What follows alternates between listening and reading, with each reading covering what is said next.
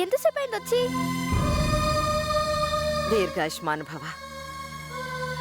నువ్వే కనిపించడం లేదేంటా అనుకుంటున్నారమ్మా, నా బంగారు తల్లి. ఇంత లేట్ అయిందేంటను? టీచర్తో మాట్లాడి వచ్చేసరికి లేట్ అయింది అన్నయ్య.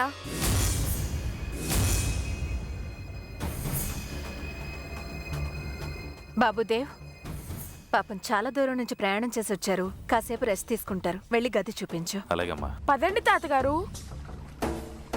ఒరే ఒరే, అది బరువురా. పర్లేదు తాతగారు. ఒక్క నిమిషం.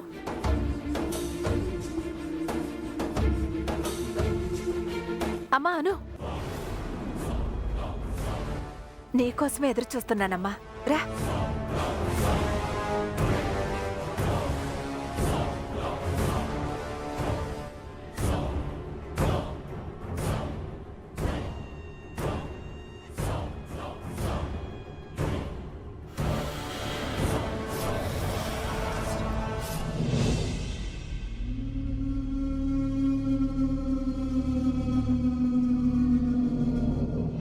అను, నువ్వు వచ్చి నా కొడుకు గురించి చెబుతావని నీకోసం 1000 కళ్ళతో ఎదురు చూస్తున్నానమ్మా.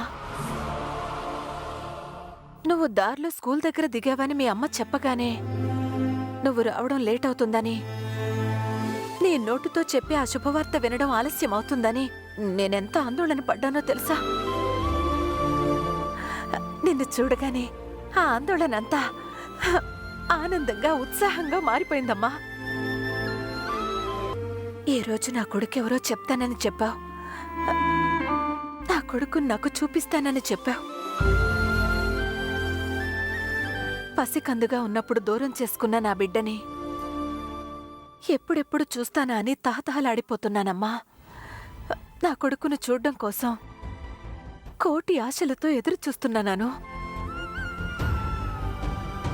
ఇన్నేళ్లుగా కన్నబిడ్డ కోసం కుమిలిపోతున్న నా గుండెకు కన్నబిడ్డని కళ్ళతో చూసుకుని పరవశించిపోయే అదృష్టం నీ ద్వారా వచ్చింది. నేనింత అదృష్టవంతురాలననే ఆనందం మాటల్లో చెప్పలేనమ్మా. పొత్తిళ్లలో పోగొట్టుకున్న నా బిడ్డని ఇన్నేళ్ల తర్వాత నా కళ్ళ ముందుకు తీసుకొస్తున్నావంటే నీకెలా కృతజ్ఞతలు చెప్పాలో నాకు తెలియడం లేదమ్మా. నా కొడుకెవరో తెలుసుకోకుండా ఇంక నేను ఆగలేనమ్మా. నా కొడుకెవరమ్మా? ఎక్కడున్నాడో చెప్పమ్మా.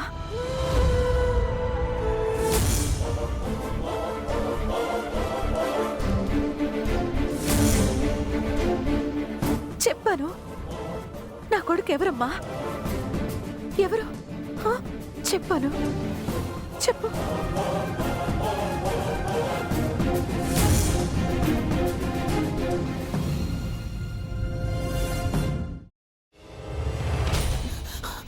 నువ్వు ఇంకేమన్నా చెప్పాలా? ఇంకేమన్నా అబద్ధం చెప్పాలనుకుంటే చెప్పేయి. నేను చూడాలనుకుంటున్నాను నన్ను మోసం చేయడానికి నువ్వు ఎంత నీచానికి దిగజారగలవు అని. ఎందుకు ఆలియా, ఎందుకు నువ్వు ఇలా చేసావు? నీకు తెలుసు కదా నానమ్మ తర్వాత నీ ఒక్కదానిని కదా నేను పూర్తిగా నమ్మేది. ఏమన్నావు నువ్వు? ఈ మధ్య అన్నిటినీ మర్చిపోతున్నావా? అది చాలు.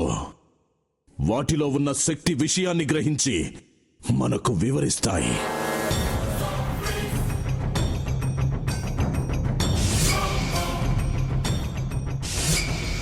ఎవరు ఆ దండ విప్పొద్దు, గది తలుపులు తెరవద్దు.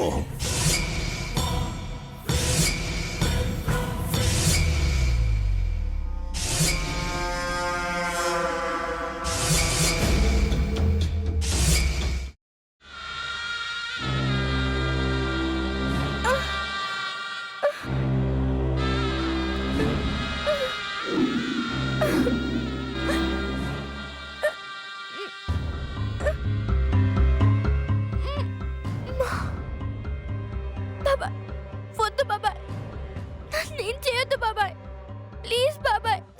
నీకు నిజం తెలిసినప్పుడే నా ఆలోచనలో నువ్వు చచ్చిపోయావు. ప్లీజ్ కొంచెం తినండి.